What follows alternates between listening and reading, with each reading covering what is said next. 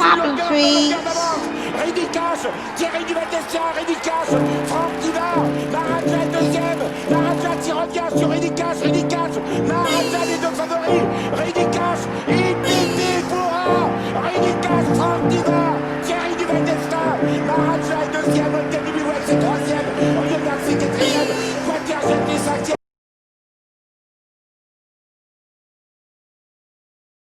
Et bonjour à tous les amis, bienvenue sur ma chaîne YouTube. On se retrouve pour le quintet de mardi, toujours sur les programmes de Paris-Vincennes, le prix André-Louis Dreux. C'est à peu près la même course que lundi, une course européenne. Là c'est des 6 ans, 15 au départ, un lot encore bien touffu, donc il risque d'y avoir des surprises. J'espère les trouver pour vous, les abonnés. Vous savez très bien, un maximum de likes sur les vidéos. Et c'est parti les amis, les bases de jeu.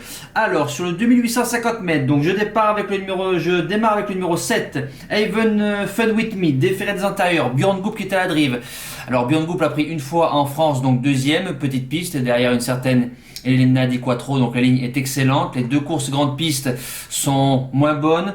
Elle retourne de grande piste, elle retrouve Björn Goop, donc je vais tenter quelque chose de spéculatif parce qu'il y aura peut-être du 7, 10 euros. Sur ça, je tente, c'est ma gagnante. Deuxième base, le numéro 12, Hélène Bourgeoise, déféré des postérieurs, Matt Abrivard. Elle c'est simple, dès qu'on appelle la pilote, ça sent toujours très très bon.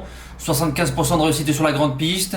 Déféré des postérieurs, c'est 5 sur 6, donc c'est 5 fois dans les 3 premiers, sachez-le. Avec Matt Abrivard, c'est 100% de réussite. Normalement, c'est une base en béton.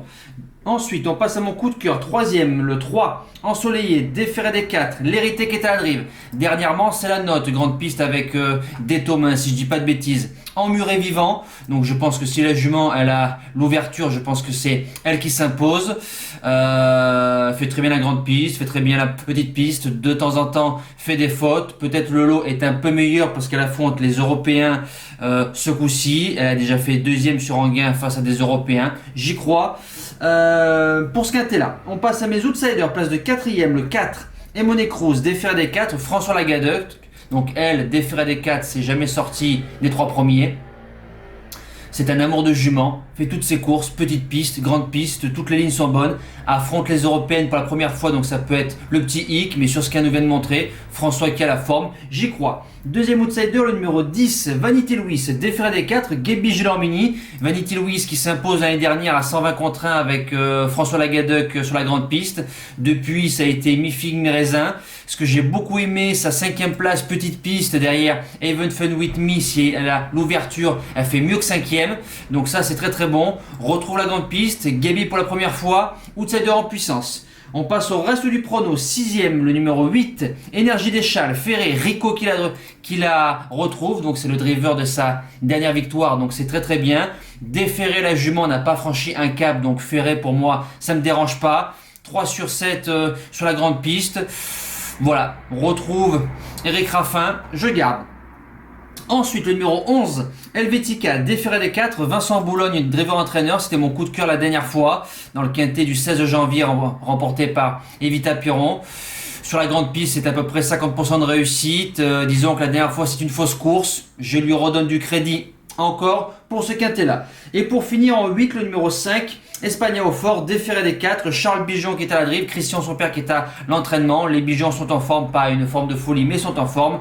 2 sur 3 sur la grande piste, de temps en temps fautif. L'hiver précédent a quand même pris 3 victoires, donc 1 sur Vincennes et 2 sur Anguin au mois de mars. Maintenant, ces 2 courses sur la grande piste sont moyennes. Un distancement plus une place de 4ème. Affronte les Européens. Ça se garde en bout de jeu. C'est un cheval qui reste au box. Le 15, Égérie Keno, Ferré, Franck Nivard. Donc c'est la plus riche. Je pense que ça peut être visé. Déferré, c'est peut-être mieux. Souvent fautive. Mais a déjà réussi Ferré 2007, grande piste en courant sur Vincennes. 15-6. Pourquoi pas dans une longue? Je vous dis oui. Mais impasse, l'As, Evidence Fly, une jument en montée, mais qui fait aussi charrette.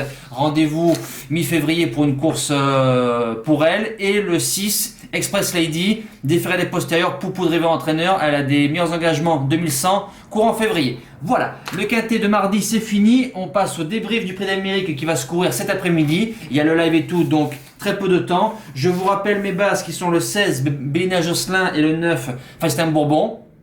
Normalement, ces deux-là doivent au moins finir dans le multi. Et mes outsiders, le 6, Dégâts du Pomereux et le 17, Propulsion. Voilà, en espérant être bon pour ce Prix d'Amérique 2020. On passe à notre cheval du jour.